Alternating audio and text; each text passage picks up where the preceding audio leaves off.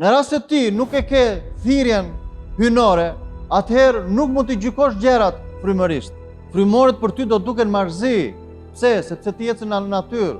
Shërbimi yt ndaj Perëndisë është në natyrë.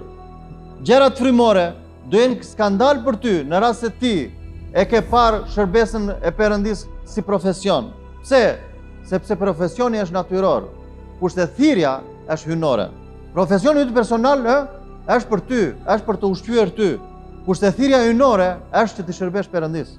Pse? Sepse profesionin ti e mëson si njeri.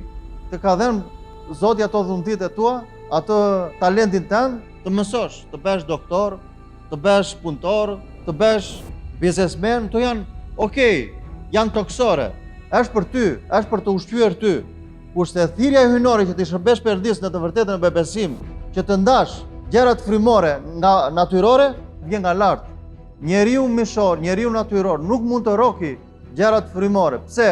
Sepse gjërat frymore janë hyjnore dhe zbulesa, besimi që ti shërbesh Perëndisë duhet të vijë nga lart, jo thjesht profesion. Se mësove ti Biblën, se mësove ti fjalën, si papagal nga jashtë edhe të thojë unë kam thirrje.